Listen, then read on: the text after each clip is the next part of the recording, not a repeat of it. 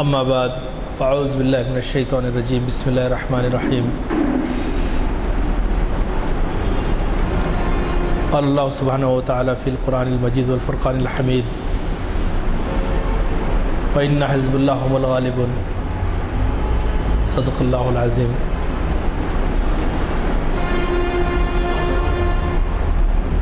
محترم حاضرین اکرام،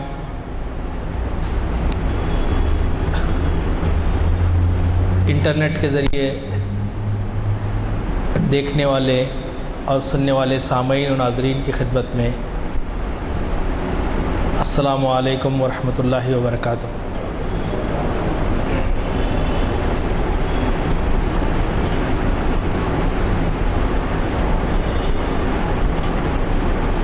مجھے یہ کہا گیا کہ میں اپنا تعارف بھی خود ہی پیش کروں، تو میرا نام ایاز الشیخ ہے۔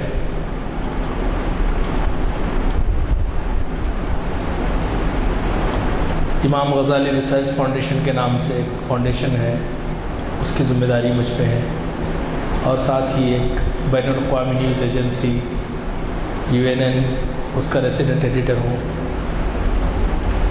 یہ میری خوش قسمتی ہے کہ اپنی کم علمی کے باوجود مجھے یہاں اس تاریخی نشست میں مخاطب کرنے کے لیے مدعو کیا گیا ہے۔ میں اپنے لیے اسے باعث سعادت سمجھتا ہوں۔ میں شکر گزار ہوں ایڈوکیٹ غلام یزدانی صاحب کا اور دیگر ذمہ داران کا کہ انہوں نے مجھے یہ عزت بخشی۔ اللہ کرے کہ اس گفتگو میں میری زبان سے سچ اور حق بات نکلے جو انسانیت کی فلاح اور ترقی کا ضامن بن سکے یا اس کے مصداق ہو۔ مجھے جو عنوان دیا گیا ہے، کیا پھر کسی صلاح الدین ایوبی کی ضرورت ہے؟ آج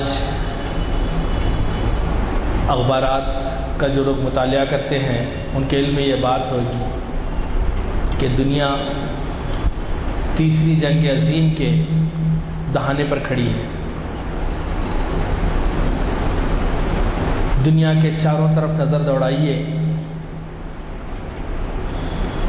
جنگ و جدل، قتل و غارت گری، دہشت گردی، یہ سارے واقعات ہمیں نظر آ رہے ہیں۔ اور پھر تھوڑا سا غور کریں تو ان واقعات اور حادثات جو رونما ہو رہے ہیں، اس کا نشانہ اسلامی دنیا ہے۔ پہلے جنگوں کے بیٹل گراؤنڈز کچھ دوسری سرزمینیں ہوا کرتی تھی۔ جنگ عظیم اول، جنگ عظیم دوم، بیٹل گراؤنڈز وہ نہ تھے جو آج ہیں۔ آج ساری جنگوں کے بیٹل گراؤنڈز اسلامی دنیا کو کر دیا گیا ہے۔ دنیا میں سب سے بڑی تعداد ریفیوجیز کی ہے وہ مسلمانوں کی، جتنے ریفیوجیز دنیا میں، اس میں جہاں غیروں کی سازشیں ہیں وہاں ہمارے اپنی عوام اور حکمرانوں دونوں کی غلطیاں شامل ہیں۔ اور پھر یہ کہ اللہ سبحانہ وتعالیٰ کی طرف سے خدا نہ کرے کہ ایسا ہو کہ یہ بطور سزا بھی یہ چیزیں ہم پہ مسلط ہو سکتی۔ آج ہم عالم اسلام کا جائزہ لیں تو ایک عجیب صورتحال نظر آتی ہے۔ جب بھی اخبار اٹھاتے ہیں دل روتا ہے، جب بھی اخبار اٹھاتے ہیں ہمیں احساس ہوتا ہے کہ کیا ہو رہا ہے، یہ کیا ہو رہا ہے۔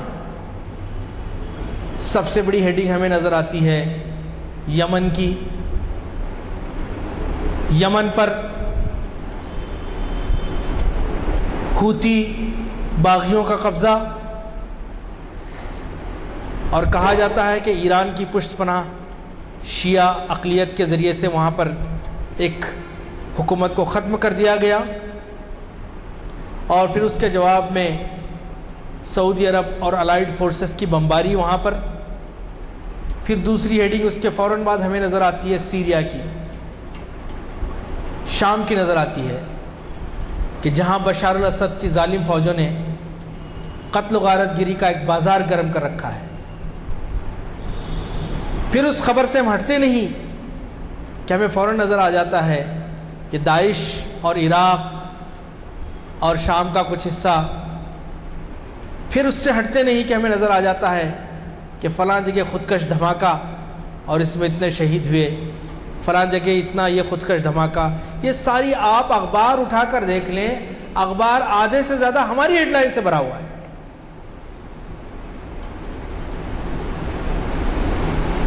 کیا وجہ ہے؟ یہ ملت اسلامیہ جو کبھی جسد واحد کی طرح تھی، جہاں پہ نہ اونچ نیچ کا فرق تھا، جس کی عظیم سطوت کے آگے، جس کی کوششوں سے ساری دنیا میں امن قائم ہوا تھا. قبل از اسلام کیا تھی دنیا؟ بھائی بھائی کا دشمن تھا، جنگ و جدل، چھوٹی چھوٹی چیزوں پہ صدیوں تک جنگیں ہوا کرتی تھی. اسلام آیا، اس نے دنیا کو امن بخشا، اس نے دنیا کو ایک سکون دیا، ایک روحانی سکون، ایک ابدی سکون. دنیا کی بھی فلاح کا ضامن ہوا اور آخرت کی فلاح کا بھی ضامن ہوا. لیکن ہم دیکھتے ہیں کہ آج کی صورتحال میں جب یہ ساری چیزیں دیکھتے ہیں تو ایک مایوسی کی کیفیت طاری ہوتی ہے کہ یہ کیا ہو رہا ہے، یہ کیوں ہو رہا ہے، یہ کیسے ہو رہا ہے، یہ کون کر رہا ہے. بہت سارے سوالات اٹھتے ہیں، بے ساختہ نظر اٹھتی ہے، اور پھر دل میں ایک حسرت و یاس کی کیفیت پیدا ہوتی ہے کہ کاش آج کوئی صلاح الدین ایوبی پیدا ہو جائے. ہم یاد کریں اس دور کو، صلاح الدین ایوبی کے دور کو، کہ اس وقت بھی یہی طوائف الملوکی تھی. مسلمان حکمران ایک دوسرے کے دشمن، ایک خانہ جنگی کا بازار گرم تھا. مسالک کی بنیاد پہ، مکاتب فکر کے بنیاد پہ جھگڑے تھے. اللہ غریق رحمت کرے، اللہ سبحانہ وتعالیٰ ان کے قبر کو نور سے بھر دے. عماد الدین زنگی، نور الدین زنگی، اور اس کے بعد صلاح الدین رحمۃ اللہ علیہ نے جو کردار نبھایا ہے، جس انداز سے تاریخ کے دھارے کو موڑ دیا ہے. ورنہ صلاح الدین ایوبی رحمۃ اللہ علیہ کے دور کا جائزہ لیں تو یہ عیسائی سلطنتیں مسلمانوں کو کھا جانے کے در پہ تھیں. عنقریب تھا کہ نام و نشان مٹ جاتا. وہ بیت المقدس جسے حضرت عمر نے آزاد کیا تھا، اس پر ہماری غفلتوں کی وجہ سے دوبارہ عیسائیوں کا قبضہ ہو گیا تھا. اور اورینٹلسٹ لکھتے ہیں، مستشرقین لکھتے ہیں کہ قبضے کے بعد عیسائیوں نے وہاں پر، عیسائی شدت پسندوں نے وہاں پر اتنا قتل و خون کا بازار گرم کیا، وہ قتل و غارت گری کی کہ تاریخ میں اس کی نظیر نہیں ملتی. لیکن صلاح الدین ایوبی رحمۃ اللہ علیہ نے بہت زبردست اسٹریٹجی اپنائی. باہم متحارب یہ جو قومیں تھیں، جنہیں قوموں کی بنیاد پر، قبیلوں کی بنیاد پہ، مکاتب فکر اور مسلک کی بنیاد پر اور اس کی عصبیت کی بنیاد پہ آپس میں لڑایا جا رہا تھا، ان کا قلع کما کیا. اور پھر ان کے اندر جذبہ جہاد کو بیدار کیا. نہ صرف صلاح الدین ایوبی رحمۃ اللہ علیہ کے ساتھ مسلمان شامل تھے، بلکہ بعض روایات کے حساب سے کئی غیر مسلم قبائل نے بھی آپ کا ساتھ دیا. ایک انتہائی ہمدرد، ایک انتہائی رعایا پرور حکمران تھے. آپ نے لوگوں کو اکٹھا کیا، بتایا کہ قبلہ اول وہ قبلہ جو انبیاء علیہ السلام کا مسکن ہے، وہ قبلہ اول جہاں سے ہمارے آقا صلی اللہ علیہ وسلم کو معراج کا سفر ہوا، آج ظالموں کے تسلط میں ہے۔ الحمدللہ صلاح الدین ایوبی کی بہترین اسٹریٹجی سے، صلاح الدین ایوبی رحمۃ اللہ علیہ کا نام وہ نام ہے کہ مسلمان تو مسلمان، سارے غیر مسلم مورخ بھی، ہسٹورینز اور اورینٹلسٹ بھی بڑے ادب سے نام لیتے ہیں اور کہتے ہیں کہ واقعی شیر دل انسان تھا، ایک بہترین فوجی جرنل، ایک جید عالم اور ایک بہترین اسٹریٹجسٹ اور ایک زبردست پولیٹیشین۔ یہ ساری خوبیاں آپ کے اندر تھیں اور آپ نے بڑی ہی پلاننگ کے ساتھ، رسک منیمائزیشن کے ساتھ، ایک بہترین جنگی حکمت عملی کے ساتھ آپ نے جنگیں لڑی اور اس کا نتیجہ یہ ہوا کہ بیت المقدس دوبارہ اہل اسلام کے قبضے میں آ گئی، حق بحقدار رسید۔ آپ نے اعلان کیا کہ عیسائیوں نے تو قتل و خون کا بازار گرم کیا تھا، لیکن ہم ایسا کوئی کام نہیں کریں گے، یہاں کے رہنے والے تمام باشندوں کو ہماری طرف سے امان دی جاتی ہے اور ایک معمولی فدیہ ادا کر کے وہ جا سکتے ہیں، اور جو لوگ فدیہ ادا نہ کر سکے صلاح الدین ایوبی نے اپنے خزانے سے ان کا فدیہ ادا کیا۔ تمام شرفاء کی عزت سلامت رہی۔ سارے مستشرقین، بہت سارے متعصب مستشرقین بھی کہنے پہ مجبور ہیں کہ صلاح الدین نے بہترین انصاف کا مظاہرہ کیا۔ ایک مستشرق تو لکھتا ہے کہ فتح مکہ کے موقع پہ ایک رحم دیکھنے میں آیا تھا، دوسرا رحم فتح بیت المقدس کے موقع پہ دیکھنے میں آیا۔ صلاح الدین ایوبی کی وہ ذات، آج ہماری آنکھیں کسی صلاح الدین ایوبی کے منتظر ہیں۔ عالم اسلام میں ہو رہی ساری چیزوں کو دیکھ کر بڑی مایوسی طاری ہوتی ہے، بڑی مایوسی طاری ہوتی ہے۔ کیا ہو رہا ہے؟ آپ دیکھیے مسلم ممالک کی طرف ایک تماشا بنا ہوا ہے۔ مسلم ممالک اور ان کے سربراہان کے دل سے اللہ کا خوف جا چکا ہے۔ یہ اپنے تخت و تاج کی حفاظت کے لیے اپنے عوام کو گاجر مولی کی طرح کٹا رہے ہیں۔ مجھے یہ پڑھ کر بہت حیرانی ہوئی کہ سال نو کے موقع پر ایک عرب ملک میں جو آتش بازی کی گئی تھی، ایک عرب ملک میں آتش بازی کی گئی تھی، وہ ایک غریب مسلم ملک کے سالانہ بجٹ کے برابر تھی۔ وائے ناکامی متائے کارواں جاتا رہا، کارواں کے دل سے احساس زیاں جاتا رہا۔ یہ حکمران جو مسلم عوام پہ مسلط ہیں، یہ اپنے تاج، اپنی حکومت کی برقراری کے لیے غیروں کی غلامی اور ان کے تلوے چاٹنے میں مجبور ہیں۔ صلاح الدین غیور تھا، صلاح الدین سوکھے روٹی کے ٹکڑے کھا کر 16 سال گھوڑے کی ننگی پیٹھ میں گزارے ہیں اس نے، اور یہ حکمرانوں کے رولس رائس سے پیر نیچے نہیں اترتے، انہیں تو سورج دیکھنا بھی نصیب نہیں ہے، اپنے ایئر کنڈیشن محلات سے باہر نہیں نکلتے۔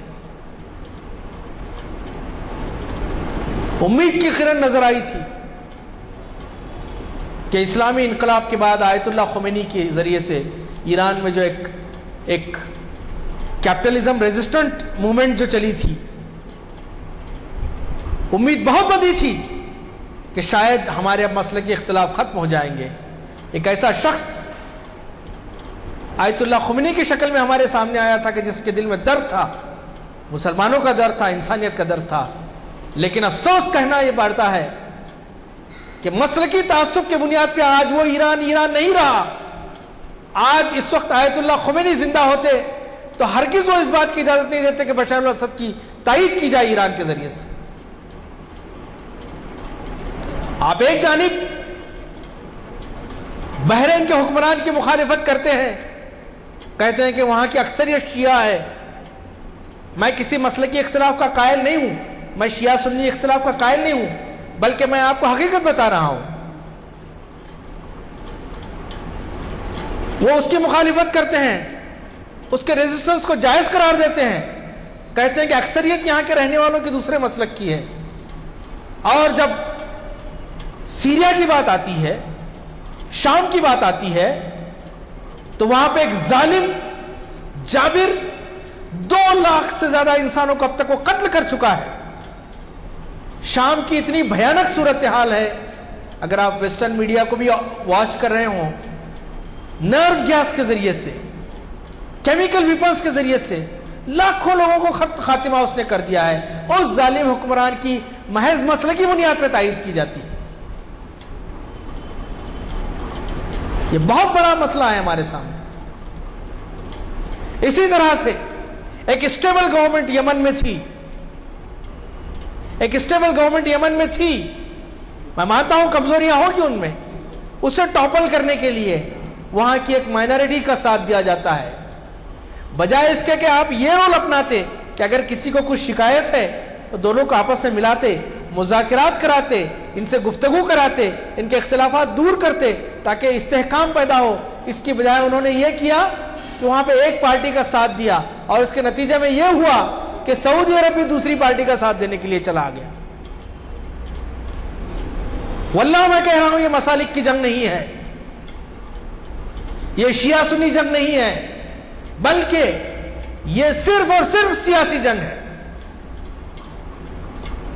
اپنے اپنے حقوق کے تحفظ کے لیے کی جانے والی جنگ ہے. وہاں کی عوام کی مدد کے لیے سعودی عرب کو اور دیگر عرب ممالک کو آنا پڑا، لیکن یہ عرب ممالک اپنے گریبان میں جھانک کر دیکھیں، آج وہ ہوتیوں کے خلاف بمباری کرنے پہنچ گئے. ہم بھی تائید کرتے ہیں کہ ٹھیک ہے ایک فتنہ ابھر رہا تھا،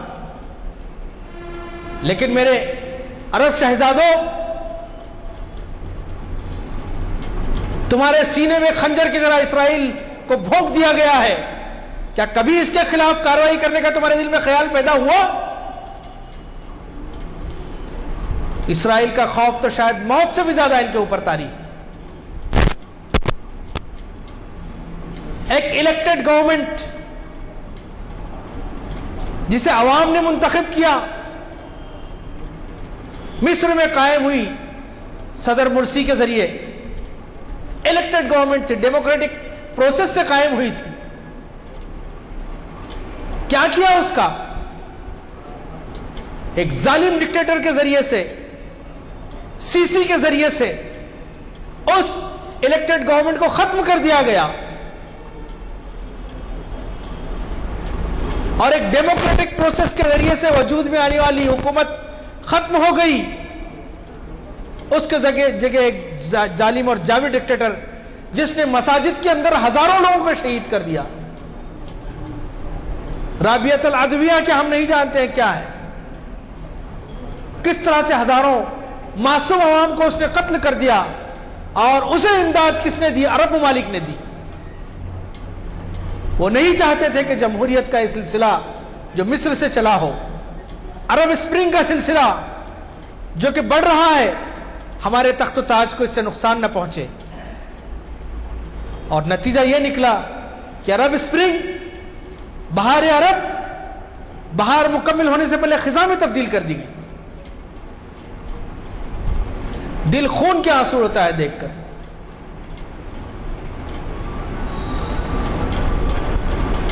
یقیناً یہ دور صلاح الدین ایوبی کا منتظر ہے،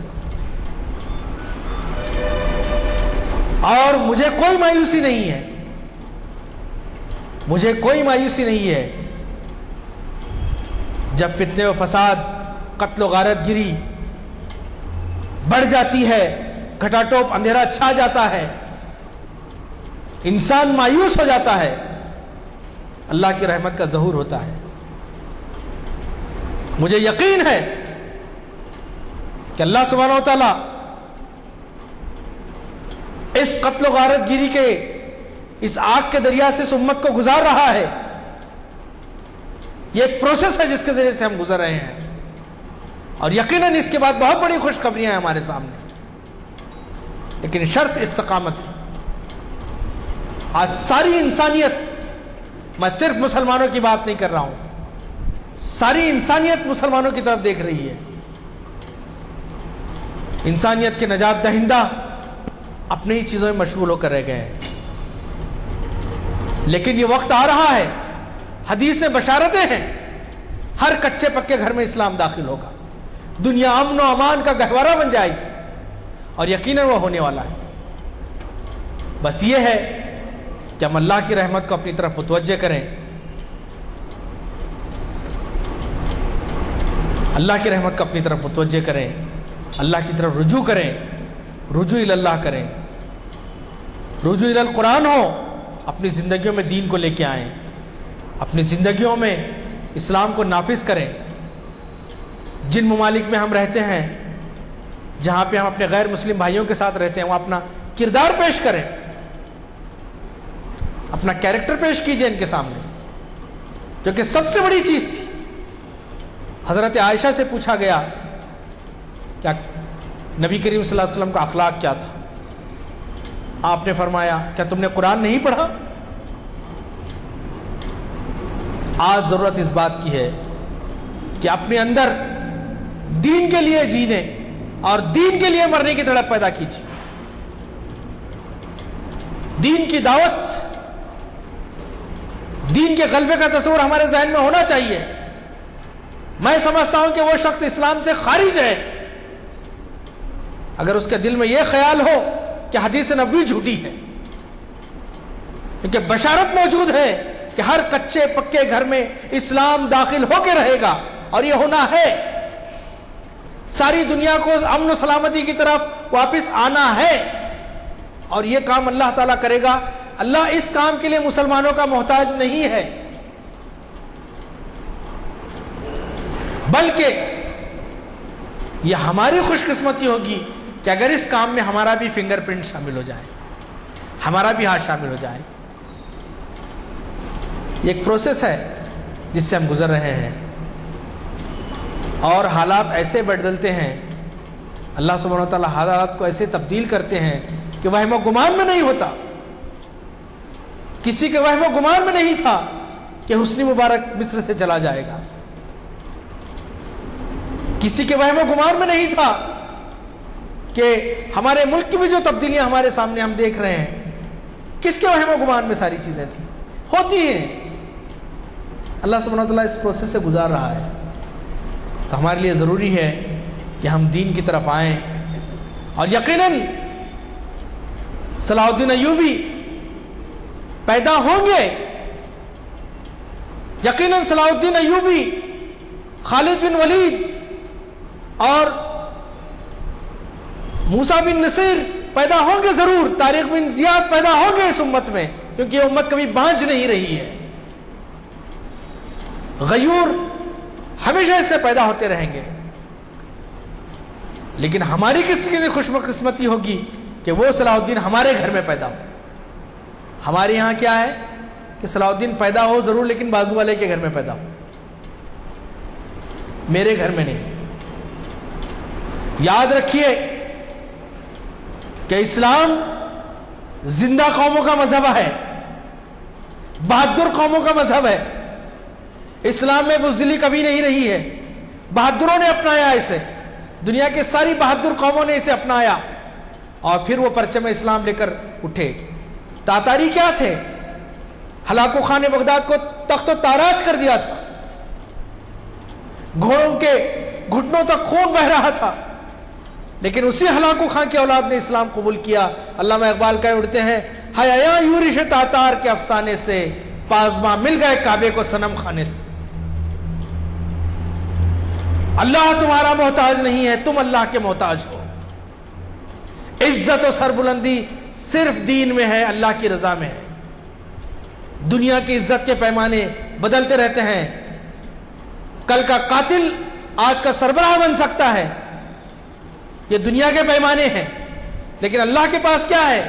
العزت اللہ والرسول والمومنین، عزت تو صرف اللہ کے لیے ہے، رسول کے لیے ہے اور مومنین کے لیے ہے۔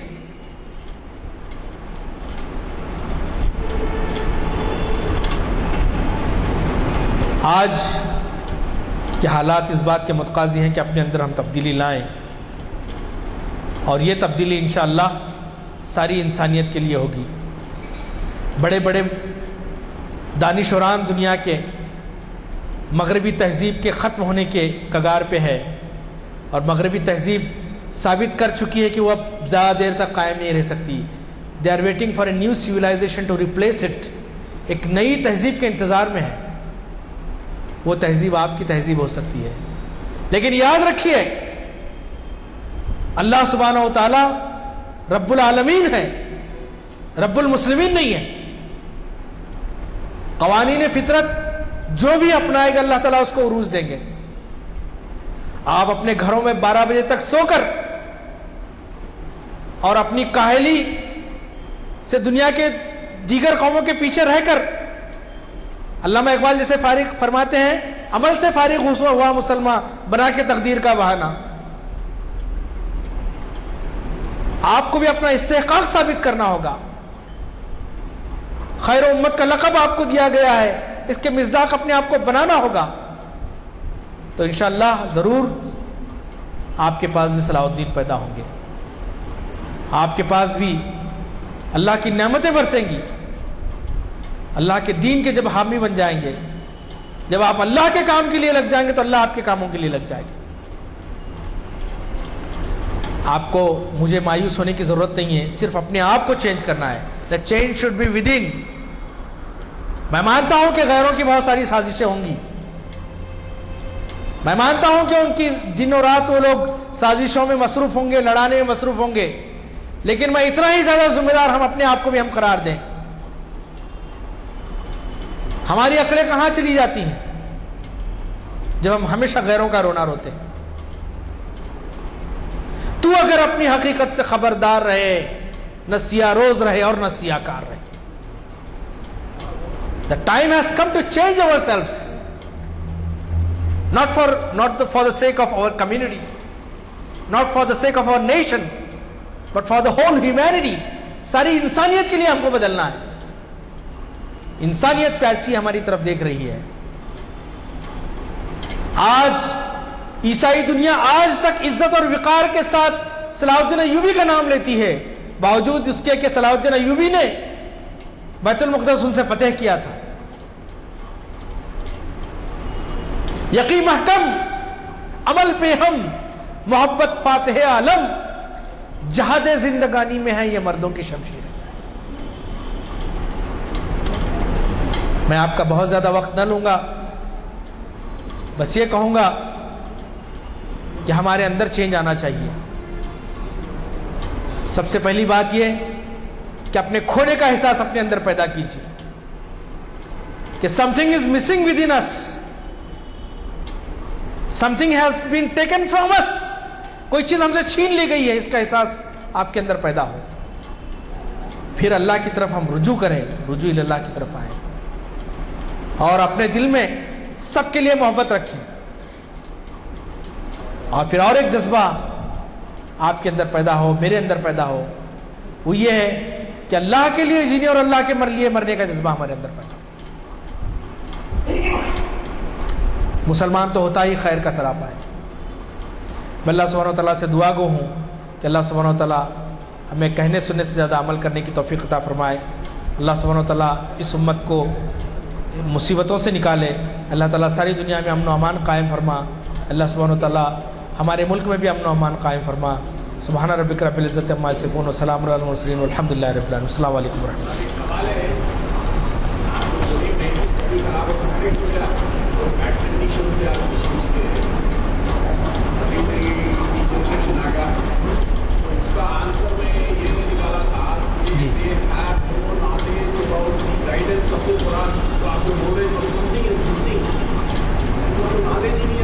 بالکل سر،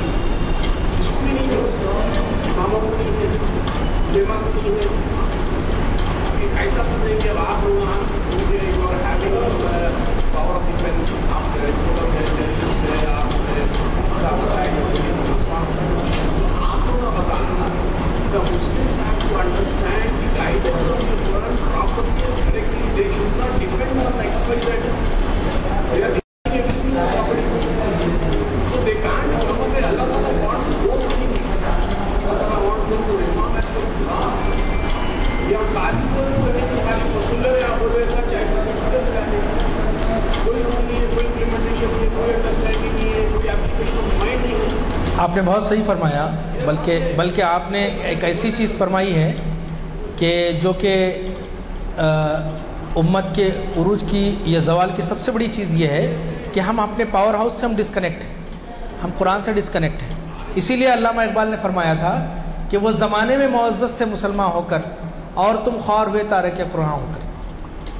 اسی وجہ سے بے شک صحیح آدم کو جب پیدا کر کے اللہ تعالیٰ سب سے پڑھائے, ہر چیز پڑھائے. Adam was taught everything. Allah himself سے پوچھنا ہے مسلمانوں میں ایجوکیشن نہیں ہے, مسلمانوں میں اس کا احساس ہی نہیں رہا اپنے کھونے کا. ماس لٹریسی ہے نہیں, ماس الٹریسی ہے. اس سلسلے میں ماس الٹریسی ہے. جی ایسا ہے کہ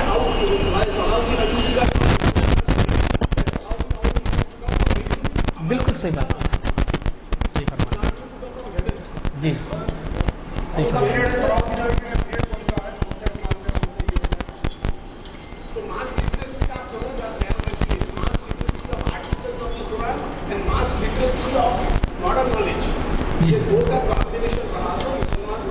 بے شک صحیح فرما رہے ہیں آپ نے, بہت صحیح تجزیہ کیا.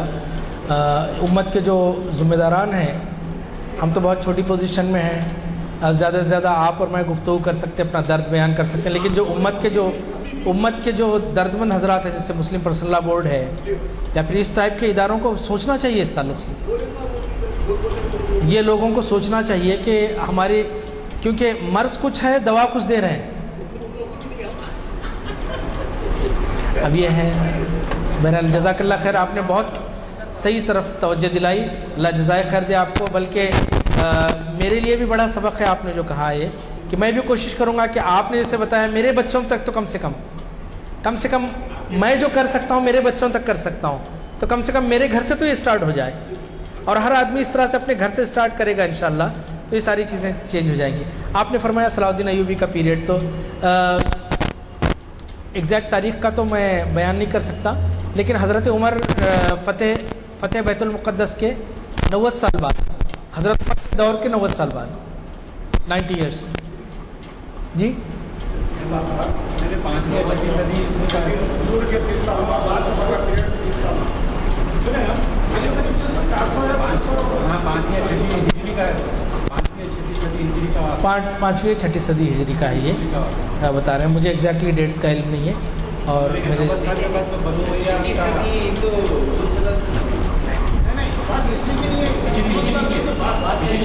البتہ عیسوی سن سے 1099 عیسوی سن بنتا ہے اس کا, 1099 عیسوی سن ہے. ہجری کا مجھے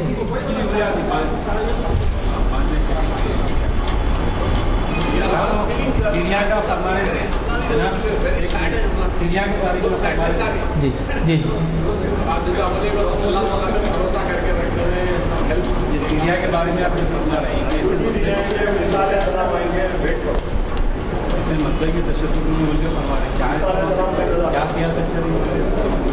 ایکچولی سیریا کا جو میرا جو ہر ایک کا تجزیہ الگ ہو سکتا ہے میں غلط ہوں, میرا تجزیہ بھی غلط ہو سکتا ہے, لیکن میں یہ کہہ رہا ہوں کہ مسئلے کی بنیاد پہ بہت زیادہ نہیں ہے, کیونکہ الجزیرہ کے کچھ جرنلسٹ سے ہمارا رابطہ رہتا ہے, کیونکہ میں ایک نیوز ایجنسی میں کام کرتا ہوں.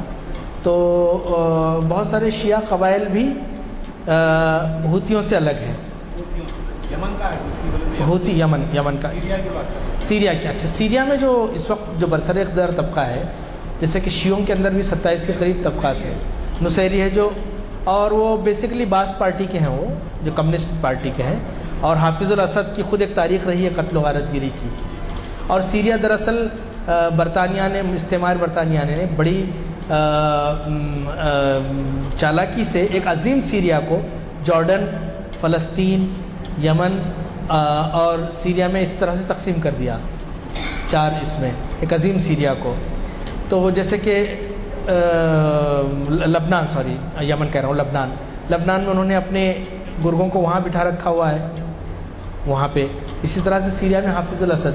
تو ویسٹرن پاورز اگر چاہیں تو سیریا میں 1 ہفتے کے اندر اب اس کی بشار الاسد کی حکومت ختم ہو سکتی ہے اگر اف دے وانٹ. لیکن وہ تو چاہتے ہیں کہ ان کے جسم رستے رہیں، کچوں کے لگتے رہیں، لمیٹڈ ہتھیار سپلائی کرتے ہیں تاکہ جنگ جاری رہے، جس طرح سے انہوں نے ایران اور عراق کی جنگ کے دوران کیا تھا کہ 10 سال تک وہ لڑتے رہے. تو عام طور پہ کہا جاتا ہے کہ یہ شیعہ سنی جنگ ہے.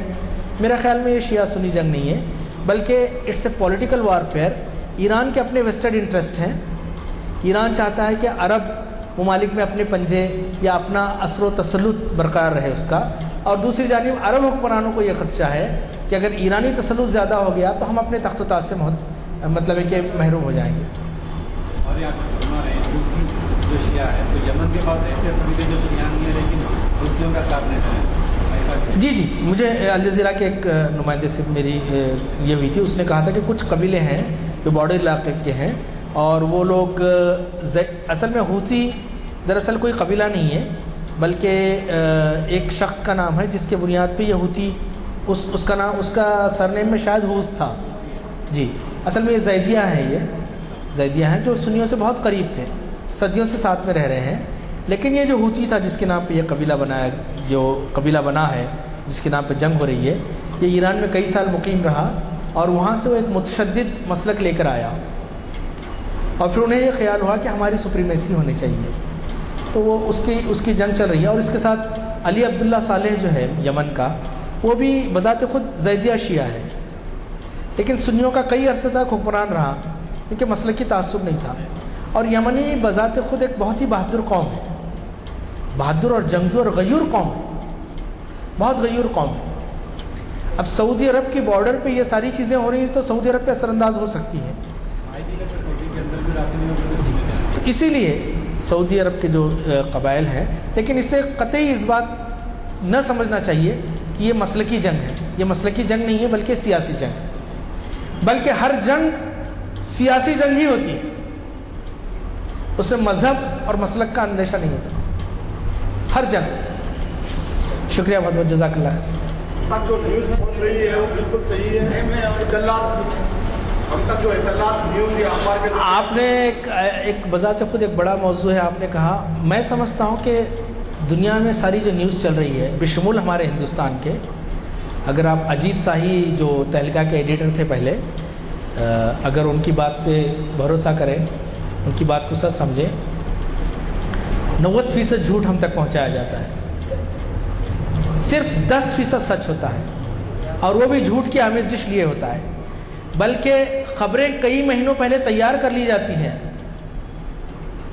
کہ کس دن کس خبر کو ریلیز ہونا ہے اور کون سا واقعہ ہونا ہے. تو ہم جو سن رہے ہیں، اسی لیے قرآن نے ہمیں منع کر دیا تھا کہ فاسق تمہارے پاس جھوٹی خبر لے کر آئے تو تحقیق کر لیا کرو، ایسا نہ ہو کہ انجانے میں کسی قوم کو تم نقصان پہنچا بیٹھو. تو جھوٹ کی الغار ہے، لیکن اللہ سبحانہ وتعالیٰ کا بھی آتا ہے وَجَعَلَ الْحَقَّ وَزَهَقَ الْبَاطِلَ إِنَّ الْبَاطِلَ كَانَ زَهُوقًا. باطل تو مٹنے والا ہے انشاءاللہ. السلام علیکم.